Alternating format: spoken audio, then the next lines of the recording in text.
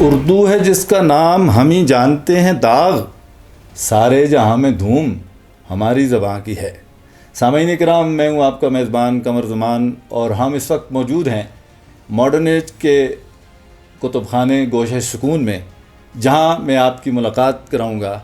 شعبہ Urdu modern age public school کے boys college کے سربراہ خرم شاہ صاحب سے، اور شعبہ اردو گرلز کالج کی سربراہ مس حسینہ طاہر سے، اور ان سے ہم جانیں گے کہ شعبہ اردو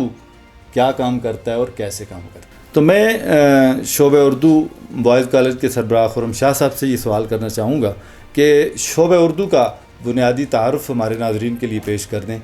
کہ شعبہ اردو کس طرح کام کرتا ہے، اس میں کیسے ترتیب پائی۔ بہت شکریہ جی، سب سے پہلے تو آپ کا شکریہ کہ آپ نے موقع دیا ہمیں اپنے اظہار کے لیے۔ تو ماڈرن ایج کے باقی تمام شعبوں کی طرح بھی جو شعبہ اردو ہے یہ مثالی بنیادوں پر استوار ہے، تو اس میں ہر جو شاخ ہے ماڈرن ایج کی اس میں یعنی اس شعبہ موجود ہے، اور ان میں سے ایک جو ان کا ہیڈ ہوتا ہے یا سربراہ ہوتا ہے شعبے کا صدر، تو وہ ایک باصلاحیت انسان کو چنا جاتا ہے۔ پھر اسی ترتیب سے وہ شعبہ اپنے کام جو ہے وہ اپنے ادارے سے، اپنے قومی نصاب سے چیزیں یا ٹاسک یا جو ہدایات ہوتی ہیں جو اس نے اہداف حاصل کرنے ہوتے ہیں، تو ان کو وہ اپنے شعبہ جات میں ان میٹنگز میں بیٹھ کر ہم ترتیب دیتے ہیں، اور ان کاموں کو کیسے ہم نے طلباء تک مفید واسطے سے پہنچانا ہے۔ تو اس کے لیے ہمارے یہ شعبے بہت مثالی بنیادوں پر کام کر رہے ہوتے ہیں۔ اس میں ایسا بھی ہوتا ہے کہ ہمیں بعض اوقات جو مختلف شاخوں میں شعبے ہیں، ہم آپس میں بھی تعاون کرتے ہیں، ایک دوسرے کے ساتھ ملاقات کرتے ہیں، ہفتہ وار یا ماہانہ ہماری ملاقاتیں ہوتی رہتی ہیں۔ اس کے علاوہ ہم انفرادی طور پر پھر جو ہمارے اساتذہ ہیں ان کی ترقی کے لیے بھی مختلف کام کرتے رہتے ہیں۔ بہت شکریہ جی۔ سرخرم نے جس طرح بات کی ہے قومی نصاب کی، تو میں یہ جاننا چاہوں گا کہ قومی نصاب کو اور نصابی سرگرمیوں کو حاصل کرنے کے لیے آپ کیا طریقہ کار اختیار کرتے ہیں، اور اس کے لیے آپ کیا پلاننگ کرتے ہیں؟ ہم جو تدریسی منصوبہ بندی کرتے ہیں تو اس میں ہم حاصلات تعلم کو مد نظر رکھتے ہیں تاکہ ہم اپنے بچوں کی بہتر طور پر تعلیم اور تربیت کر سکیں، اور اس طرح ہمارا یہ نصاب جو ہے وہ مکمل ہوتا ہے، اور ہم یہ خیال کرتے ہیں کہ ان کے بولنے، پڑھنے، لکھنے اور پیش کرنے کی صلاحیت جو ہے وہ اجاگر ہو۔ اور اس کے علاوہ نصابی سرگرمیوں میں ہمارے امتحانات ہوتے ہیں، یہ ایک خاص ترتیب سے لیے جاتے ہیں، جیسے کہ روزانہ کی بنیاد پر ہماری اسیسمنٹ ہوتی ہے، اور اس کے علاوہ ہفتہ وارانہ، ماہانہ اور سیمائی امتحان لیے جاتے ہیں۔ بہت شکریہ سرخرم، اور مس آپ نے بڑے اچھے طریقے سے نصاب کے والے سے ناظرین کے لیے باتیں کی ہیں۔ اب میں یہ جاننا چاہوں گا کہ کسی بھی نصاب کے ساتھ ساتھ جو ہم نصابی سرگرمیاں ہوتی ہیں وہ طلباء کی بھرپور جو شخصیت کو اجاگر کرنے کے لیے بہت ضروری ہوتی ہیں، تو مجھے کچھ بتائیں گے کہ ماڈرن ایج میں شعبہ اردو جو ہے وہ کون کون سی ایسی ہم نصابی سرگرمیاں جو ہے وہ یہاں کراتے رہتے ہیں جن سے بچوں کے اندر تخلیقی صلاحیتیں بھی اجاگر ہوں اور ان کا مجموعی جو شخصیت کا تاثر ہے وہ ابھر کر سامنے آئے؟ ہم نصابی سرگرمیاں ہمارے ماڈرن ایج میں بہت اہمیت کی حامل ہیں۔ ہم سال کے شروع ہی میں کچھ اہداف مقرر کر لیتے ہیں جو کہ ہمارے قومی نصاب سے بھی ہم آنگ ہوتے ہیں، اور اس میں ہم شروع سے ہی تاریخ کے ساتھ ہمارا ہدف مقرر ہوتا ہے کہ ہمیں کون کون سی سرگرمی کروانی ہے، اور اس طرح ہم وقت پر وہ سرگرمی کرواتے ہیں، اور ان سرگرمیوں سے بچوں کو بہت زیادہ فائدے پہنچتے ہیں۔ ایک تو یہ کہ ان میں بہت زیادہ اعتماد پیدا ہو جاتا ہے، اور وہ معاشرے کا ایک بہتر شہری بننے کے صلاحیت رکھتا ہے۔ اس کے علاوہ جو ہم نصابی سرگرمیاں ہوتی ہیں وہ زیادہ تر ادبی سرگرمیاں ہوتی ہیں، جن میں متن خوانی، نظم خوانی اور اس کے علاوہ دیگر نثری مقابلے کروائے جاتے ہیں جو کہ بچوں کی لکھنے کی صلاحیت، بولنے کی صلاحیت میں اضافہ کرتے ہیں، اور اس طرح کافی فائدہ پہنچاتے ہیں۔ جی، اس میں سرخرم آپ کچھ اضافہ کریں گے؟ جی سر، بالکل، جیسے محترمہ نے کہا کہ جو ہماری ہم نصابی سرگرمیاں ہوتی ہیں، ایک تو نصاب سے ہم آہنگ ہوتی ہیں اور دوسرا بچے کی کردار سازی کے لیے بہت اہمیت کی حامل ہوتی ہیں. تو اردو زبان ہم بدقسمتی کہیں کہ بہت زیادہ ہماری توجہ نہیں رہی ہے اس کے طلباء کی تربیت میں. ہم اردو زبان کو کیسے استعمال کریں تاکہ زبان بھی ترقی کر سکے. جی. تو ہمارے پرنسپل جیسا کہ آپ جانتے ہیں کہ زبان و ادب سے وابستہ ایک اہم شخصیت ہیں، تو انہی کے مشورے پر جو شعبہ اردو ہے ماڈرن ایج کا، اس نے ایک کھیل جو ہے وہ بنانے کی کوشش کی جو اردو زبان کے حوالے سے تھا. تو اسی حوالے سے ہم نے اردو کا ایک کھیل الف الفاظ تے تلفظ نام سے آغاز کیا، جس میں بچے اردو زبان کے الفاظ کو کھیل کھیل میں سیکھتے ہیں، ان کی املا سیکھتے ہیں، ان کا تلفظ سیکھتے ہیں اور ان کے معنی سے جو ہے وہ یعنی آگاہی حاصل کرتے ہیں. تو ایک طرف تو اس میں دلچسپی ہوتی ہے کیونکہ باقاعدہ ہم اس کو جو ہے سالانہ بنیادوں پر اسکول کے اندر اور پھر دوسرے اداروں کو دعوت دے کر ہم اس کھیل کو منعقد کرتے ہیں، اور یوں اردو زبان کی خدمت کے ساتھ ہمارے اپنے طلباء کی جو ہے وہ کردار سازی پر جو ہے ایک مثبت اثر پڑتا ہے. اس کے علاوہ بھی ہم مختلف ہمارے جیسے پرنسپل نہیں ایک دو ہمارے لیے کھیل لکھے ہیں ہمارے ادارے کے لیے، شعبے کے لیے، کہ جس میں ایک ذرہ، تمغہ اور چراغ نام کا ایک کھیل انہوں نے تحریر کیا تھا، جس کو ہم نے ماڈرن ایج بوائز میں پیش کیا. تو آئنسٹائن کی زندگی پر ہم نے اردو میں ایک کھیل پیش کیا جو کہ ایک سنجیدہ نوعیت کا کھیل تھا، لیکن اس کو طلباء نے، والدین نے اور لوگوں نے بہت زیادہ پسند کیا. اس کے علاوہ ایک اور کھیل سر نے تحریر کیا جو غنائیہ تھا، تو اس کو ہم نے جو ماڈرن ایج کے گرلز شاخ ہے، خواتین کی شاخ ہے، اس میں ہم نے بڑی عمدگی سے پیش کیا. تو اس بارے میں میں چاہوں گا کہ مس حسینہ کچھ بتائیں. جی. خرم صاحب نے کہا کہ غنائیہ پیش کیا گرلز کالج میں، تو میرا خیال ہے کہ یہ ایک ایسا یادگار غنائیہ تھا کہ جو نہ صرف ہزارہ ڈویژن میں بلکہ پورے KPK کا کسی تعلیمی ادارے کی طرف سے پیش کیا جانے والا پہلا غنائیہ ہے. تو یہ اس قدر خوبصورتی سے اور اتنی عمدگی سے پیش کیا گیا کہ اس میں اور لوگوں کافی عرصے تک اسے نہیں بھول پائیں گے. اس کا نام مہربان نامہربان تھا، اور اس میں یہ سبق دیا گیا کہ انسان ترقی کی دوڑ میں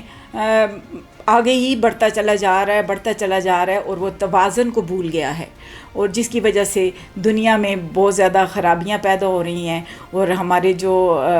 عناصر آگ، ہوا، پانی اس سے کس بری طرح متاثر ہو رہے ہیں. جی مجھے یاد پڑتا ہے کہ اس کے علاوہ جو PTV کا ایک کلاسک کھیل تھا تعلیم بالغاں، وہ بھی آپ نے بڑے خوبصورت انداز میں پیش کیا. اس کو پیش کیا گیا. جی ماڈرن ایج میں یہاں تک تو جو ہماری عام زندگی کی باتیں ہیں اور روٹین کی جو سرگرمیاں ان کی بات ہوئی. آپ تھوڑا سا مجھے یہ بتائیں کہ یہ جو کورونا کی وبا ہے، اس میں پوری دنیا کا تعلیمی نظام اور نظام زندگی متاثر ہوا ہے، تو شعبہ اردو نے اس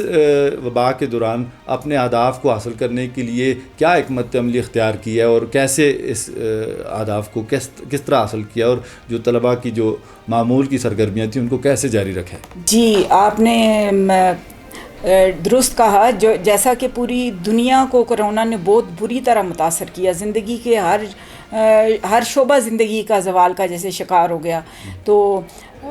ماڈرن ایج میرا خیال ہے کہ وہ واحد ادارہ ہے پاکستان کا جس نے سب سے پہلے آن لائن کلاسیں شروع کی، اور شعبہ اردو نے بھی اس میں بھرپور کردار ادا کیا، اور نہ صرف اپنی تدریس کو جاری رکھا بلکہ یہاں ہم نصابی سرگرمیوں کو بھی اسی طرح جاری رکھا کہ جیسا عام سال میں کیا جاتا ہے، کیونکہ یہ اس کے لیے بہت ضروری تھا. بچوں کے بہت سارے نفسیاتی مسائل کا حل تھا اس میں. دنیا ایک نفسیاتی بحران کا شکار ہو گئی تھی، اور اس طرح ہم نے نظم خوانی، متن خوانی اور مضمون نویسی اور دیگر کے مقابلے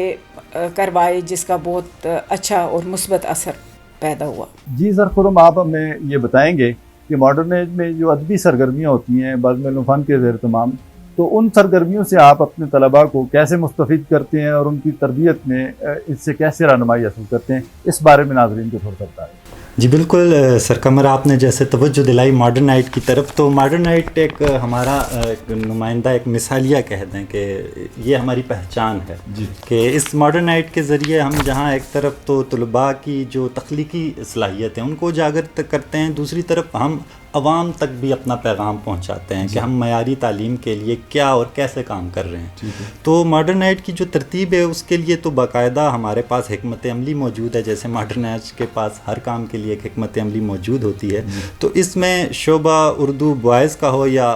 گرلز کا ہو، اس میں ہمارے پاس یعنی گروہ اپنی ٹیمز بنی ہوتی ہیں، وہ بوائز سے بھی ہوتی ہیں اور گرلز سے بھی ہوتی ہیں. تو جو شعبہ اردو میں سے جو اس ماڈرن ایج کا حصہ اردو ہے اس کی ادارت میرے ذمہ ہے. تو اس کے لیے ہم یوں کرتے ہیں کہ طلباء ایڈیٹرز کے طور پر ہم جو ہے وہ طلباء مدیر بھی چنتے ہیں، تاکہ ایک طرف تو اخبار کا جو جس نوعیت کا ادبی علمی کام ہوتا ہے وہ بھی ہو رہا ہو، ساتھ بچوں کی اس نوعیت یا اس بنیاد پر یعنی تربیت بھی ہو رہی ہو کہ ہم بچوں میں وہ ایڈیٹنگ کی یا ادارت کی صلاحیتیں جو ہیں ہم ان تک پہنچا رہے ہوں. تو باقاعدہ ایسا ہوتا ہے کہ جب ہمارا ماڈرن ایج چھپنا ہوتا ہے تو اس سے پہلے ہم اعلان کرتے ہیں جماعتوں میں جا کر انہی طلباء کے ذریعے جو ماڈرن ایج کے ساتھ وابستہ رہتے ہیں. تو پھر طلباء سے تحریریں اکٹھی ہوتی ہیں جو تخلیقی ہوتی ہیں. پھر وہی ایڈیٹرز اپنے اساتذہ کے ساتھ مل کر کام کرتے ہیں ان پر، اور ایک حتمی شکل دے کر ماڈرن ایج کے لیے مواد جمع ہو کر میرے پاس آ جاتا ہے. پھر اس کے بعد ہم جو ہے اس کو یعنی آخری حتمی شکل دیتے ہیں اور عوام کے سامنے ہم اس کو پیش کرنے کی کوشش کرتے ہیں. سر آپ نے بزم علم و فن کی بات کی، تو بزم علم و فن کو پاکستان میں بلکہ اردو دنیا میں پہچانا جاتا ہے اپنے کاموں کی وجہ سے، اپنی جو مستحکم اس کی حکمت عملی ہے، جس تسلسل سے وہ مشاعرے اور کتابوں کی جو رونمائیاں ہوتی ہیں، اس کے علاوہ جو بڑے ادیبوں سے ملاقاتیں ہوتی ہیں، تو اس کا اہتمام بزم علم و فن کرتی ہے. تو ان کو ہم کہہ دیں کہ یہ ماڈرن ایج کی دوست تنظیمیں ہیں جو ماڈرن ایج کے تحت ہی کام کرتی ہیں. تو اردو زبان و ادب کی خدمت کے لیے بزم علم و فن کا جو پلیٹ فارم ہے وہ ہمارے پاس موجود ہے، اور ہند کو زبان و ادب کی ترویج و ترقی کے لیے پہل نام کا پلیٹ فارم ہمارے پاس موجود ہے. تو یہ چونکہ ادارے کا ایک اندرونی ترتیب تو نہیں ہے، لیکن جیسے میں نے بتایا کہ یہ دوست تنظیمیں ہیں، تو طلباء ان سے اچھی طرح آگاہ ہوتے ہیں. جہاں ایک طرف اساتذہ آگاہ ہوتے ہیں، طلباء بھی آگاہ ہوتے ہیں. تو جب ایسی کوئی نوعیت، ایسا کوئی یعنی ہمارے پاس تقریب ہوتی ہے، مشاعرہ ہو گیا، کسی بڑی شخصیت سے ملاقات ہو گئی، جیسے ماضی میں مشتاق احمد یوسفی صاحب سے ملاقات رہی، اس کے علاوہ جو ہے اور کچھ بالکل مختار مسعود صاحب آئے، تو بڑے بڑے نام جو ایبٹ آباد کے لوگ عام طور پر جانتے ہیں کہ ان سے ملاقات کا ایک وسیلہ ماڈرن ایج جو ہے وہ پیدا کرتا رہا ہے. پھر جب ہمارے طلباء جو ہیں وہ بھلے یعنی بوائز سے ہوں یا گرلز سے ہوں، تو وہ بچے ہمارے شریک ہوتے ہیں طلباء، اور ان لوگوں کو دیکھتے ہیں اور سیکھتے ہیں چیزیں کہ یہ کیوں اتنا بڑا نام ہے، تو وہ کیوں ہے، تو آخر اتنے لوگ ہم اکٹھے ہو کر ان تک کیوں پہنچے ہیں، کہ بڑے بڑے اداروں کے پرنسپل اور ادارے بھی ان لوگوں کو عزت دے رہے ہیں. تو وہ مشاعرہ کیا چیز ہے، شاعری کیا چیز ہے، نثر کیا چیز ہے. تو یہ بڑے بڑے لوگ جب آتے ہیں اور طلباء تک ان کی بات پہنچتی ہے، تو آپ اندازہ لگا سکتے ہیں کہ ان بچوں کی ذہنی سطح کتنی تیزی سے پھر ترقی کرتی ہے. تو بزم علم و فن کا یا پہل جیسی تنظیموں کا ماڈرن ایج کے ساتھ منسلک ہونا یہ ایک برکت کا باعث ہے، تو جس کے انشاءاللہ بڑے دور اثرات دیکھیں گے آپ. اس کی ایک اور میں ایک عملی مثال آپ کو دے سکتا ہوں کہ اب آخری سال جو سیکنڈ ایئر سال دوم کے بچے تھے ہمارے پاس، تو ان میں سے ان تنظیموں کی برکت سے اور ان ادبی سرگرمیوں کی برکت سے 2